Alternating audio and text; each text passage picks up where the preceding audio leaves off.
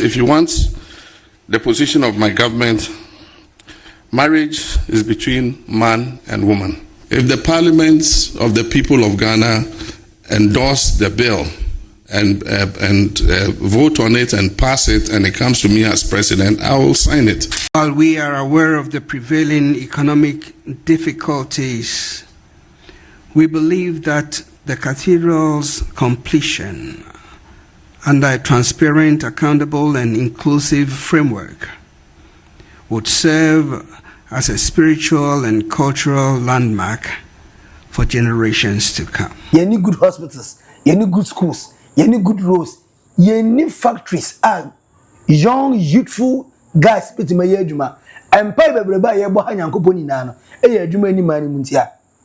they be Christian Council here, John Dramani Mama, almost National Cathedral on missing the back. I do believe in building, an interdenominational place where we can worship. But it must be done in consultation with all of us. All of us must decide, how we want to do it, what the scope is, and how much it should cost. I believe that at this time and age, with all the problems we have, $400 million to build a cathedral is excessive. I know Nigeria have built an ecumenical center, and I've been there. It's a decent, beautiful place, and they built it for $40 million. Having no money, sorry, Epoja, Eddie Babisigana, Adintia.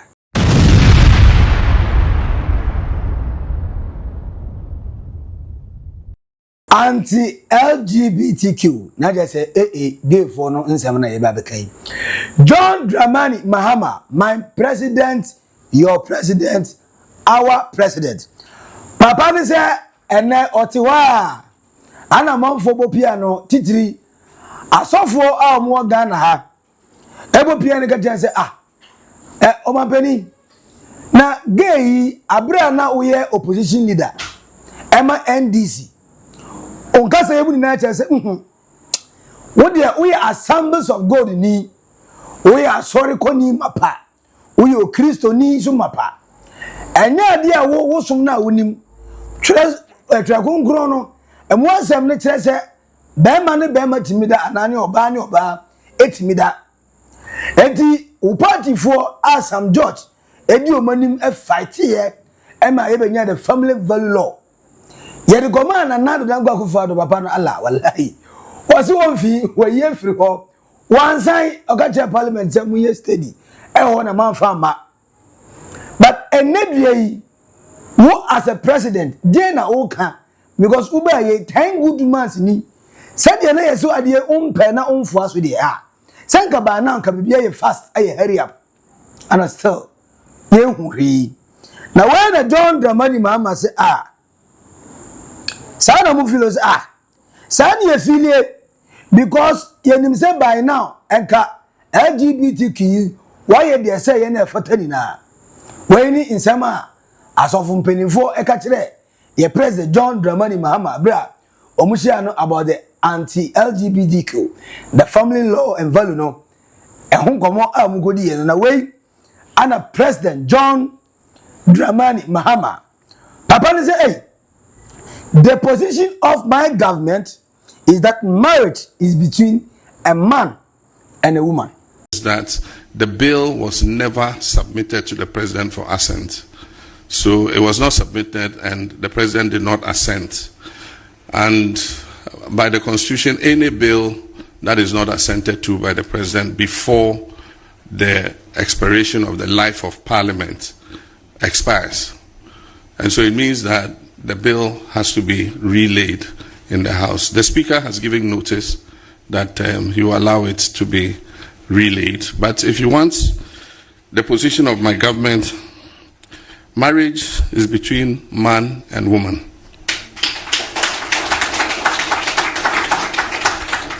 A person's gender is determined at birth. And then also that the family is the foundation of our nation. That is our position. Eti John Dramani Mahama say onu de say ya wo no nge Emma ni benyi se wiabra nante bra dwane ekosi se ko kyi kg P1 ko P2 ekoko wie suku and then we be politician and then we be president for the second time. Emma Ghana no. On TV that say oba timi ware ba ana be ma timi ware ba ma. Enti ono so nan penso de ne nanam agya to ho.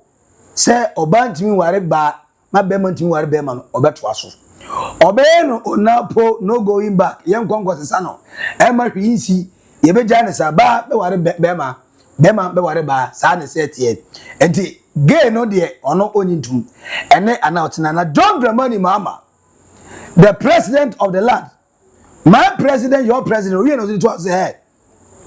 If the parliament of the people of Ghana endorses the bill and passes it to me as a president, I will sign it. No questions or equivocations about what we believe. I believe that we are completely aligned with the Christian Council in terms of your belief. And so we agree with the Speaker to relay the bill and let Parliament, debate it. And if there are any amendments or whatever that have to be done, if the Parliament of the people of Ghana endorse the bill and vote on it and pass it, and it comes to me as president, I will sign it.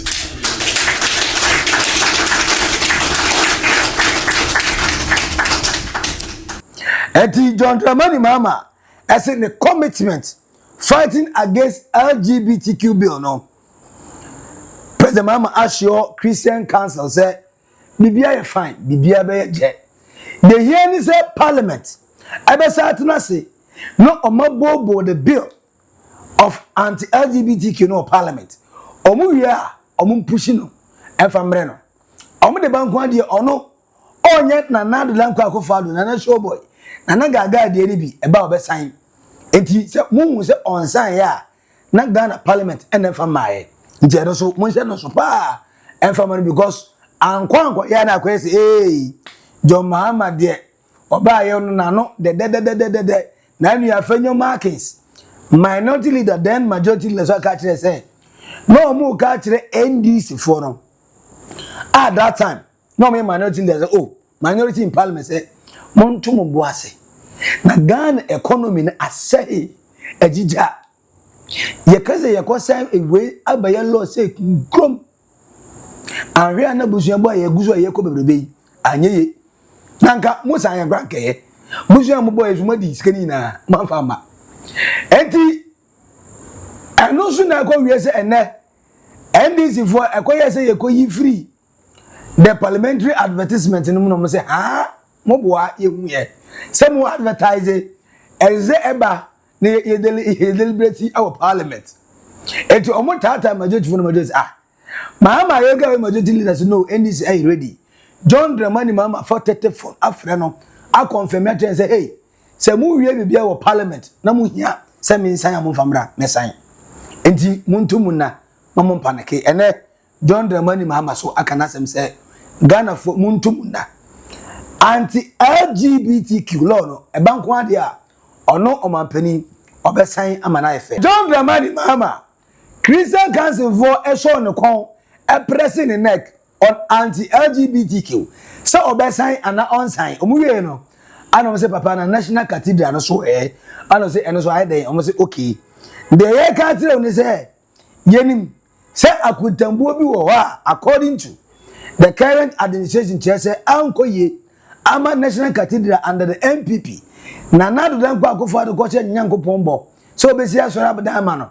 Na ekoye minu mi enu etasika ana de beye no Ghana for ni Ghana Christopher etitiri the Christian Council say jo kan ye ebia na ne ye na anye ankoye na mbom no se ye be National Cathedral de omode omunsusu say ehia pa me say munsusu say ehia say. While we are aware of the prevailing economic difficulties, we believe that the cathedral's completion under a transparent, accountable, and inclusive framework would serve as a spiritual and cultural landmark for generations to come.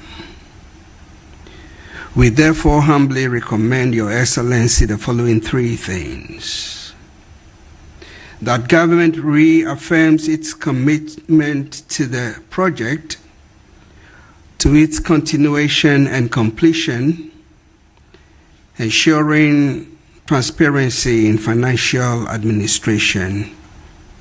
2, that a broad-based funding structure involving churches, the private sector, international partners be developed to reduce the fiscal pressure on the state. And 3, that the cathedral be positioned as a national interdenominational project that fosters unity among our people. Moto masu ya sori dan kese na sori makomodi omo. Asofu we didi amen ana sori matwa tight akese. Ndi ene yen kosi National Cathedral na mungo ya sori kese wo ho meboa. Niwa ye kase asori muntwa tax. Hey, that shall not touch my anointing. Abe anointing papa bay mumudu do se na wa anointing. Kakra ya wa anointing munya mo. Muda montuma go fini be se montuma go papa ni na. Ena Christian council so mu okay. Yes, Embassy National Cathedral, the entire Ghanaians, and I mean most Ghanaians, I say a hui here, nyanse bi enim. You need good hospitals, you need good schools, you need good roads, you need factories. Young, youthful guys, put my yejuma. And pay bebreba ye bo hanyankopon nyina no. E ye adwuma ni mani muntia. But they be Christian council here John Dramani Mama. Omo sere no. National Cathedral kwani on some in the back and for mom. Now why and John Dramani Mama say, oh, why not? May answer mo do question where there may answer. Now the issue on the National Cathedral. The National Cathedral Board of Trustees ordered an audit into the accounts of the National Cathedral. The audit was published, and there were some issues that bubbled out of the audit. But there are two kinds of audit. There's a normal audit that you yourself choose your auditor and ask him to come and audit you. And then he audits and presents the report to you. There's that kind of auditor. Then there's the auditor who is asked to come and do a forensic audit. And so we got a copy of the audit that had been commissioned by the Board of Trustees. And as president, I directed that a forensic audit be conducted. We want to know what happened. Before we go forward, we must know what happened. And so we're waiting for the report of the forensic audit. Once that forensic audit has been done, then we can decide what the way forward is. I am a Christian, and I believe that building a house where we can worship God is a good thing. I contributed, I was one of the chief fundraisers for my own Assemblies of God church building where I worship at Ringway Gospel Center. And I built 10 rural, we call them temples, in 10 villages for the Assemblies of God church. Of course, I solicited support from different people. And we built them. They have quarters for the pastor. He's got his bedroom, he's got his kitchen, he's got his living room. And then we have the church hall that can seat up to about 150 people. And so I do believe in building, an interdenominational place where we can worship. But it must be done in consultation with all of us. All of us must decide, how we want to do it, what the scope is, and how much it should cost. I believe that at this time and age, with all the problems we have, $400 million to build a cathedral is excessive. I know Nigeria have built an ecumenical center, and I've been there. It's a decent, beautiful place. And they built it for $40 million. And so maybe some of the things are excessive, Let's find somewhere, all of us, on National Day of Thanksgiving and Worship, we can all go there and worship God and thank Him for what He has done for us. And so when that forensic audit is over, our intention is to have a broad-based consultation with the Christian community to see how we can build a place that is decent for us to worship. But apart from that, make it a center where people can come and I mean, look at its architecture and all that, and find that Christ, has a place in our hearts, in our nation. And so when the time comes, we'll do that consultation, and we'll decide together how we want to go forward. John Dramani Mahama said, "Oh, my Christian council for attending." I said, "Oh no, John Dramani Mahama. The administration trained the forensic audit. On the National Cathedral project before so obey determine say ye beto aso anase ye betwa so but ese ehum nokure sika bia ye di ye de figa na fo ne ba ye adentin say sika ne ko ya ene ukopie mu site nanka ye be National Cathedral no adane manho kakraka anase minka swimming pool enso to anampontini ede ni na no National Cathedral $97 million. Your budget for $400 million. When in our come, Jidom Amazon Montombasi. Ye repeat once, Yehu answer the Christian cancer. Mon time my young no cranui. Now, say Christo dear, no cranope. Aha, Timon train never no credo. And the president and the money mama, we punch line pan one woman and another sano. Or let's say her, or no Gazamu or your Christo ni mapa, obianim. The role of Plema Assemblies of God Church, and sometimes no a usher, sometimes or your friend is a MC, sometimes a papano, onona, Obama speech, sometimes autonomous. I sorry them. Or say about now, so the Codian Cono when Yagro, and Papa, think a benisa. Name Obin Timmy sorry for Precope, and Goshani Bones and young coupon, and we are Ghana phone in a young Cassie, you're to how. Had the way I saw them. And he said, Obi anas yen ni na si National Cathedral, it might be an interest to the whole nation. Esi nebo bo na say even possible sebeko Parliament of Ghana are the 276 constituency assigning omo representatives our member of parliament omo ho a omo de hu komo wie ni hu say oh ampa ehu hia yensi ani yesi se hu hia yensi na ye jai am say hwe na parliament kura mu ga se mu ba isi mu fro antokwan ke be bu makumu na nu ya na mu say ye chi ye renovation ani ye ja chama no kura na say because economy na say hu su kakra anu ponia na wey anya sema John Dramani Mahama aka chiro mo say hey oye Kristo ni na emom no ontimi nkase prekope ye so go si National Cathedral he sika na edi kwa gosi na Ghana fo na aka na yenye beden yenye omo den eso omo kire omo adwene e wo we no ana odi to us say at this time and with all the challenges we face spending $400 million on a cathedral is excessive. And John Dramani Mahama, John Kwame Nkrumah, John Ababio, John Ora, Papa Nese Abba, $400 million. And a amount your budget to our spending our national cathedral say dang. Having no money, sorry, Epaja, Eddie Babisigana, Adintia. Or say LGBTQ. Anti-LGBTQ law na yedeba from parliament no. Ebeton nim da ebeton nim sada na obesan. Enti mamu yema adwene say eh ana politician de benka no kre na oba ye loan ti brofo no tata omo no muntimi nka no kre ozo no twekai. Why you ready say alone ebeton nim ko a obesan.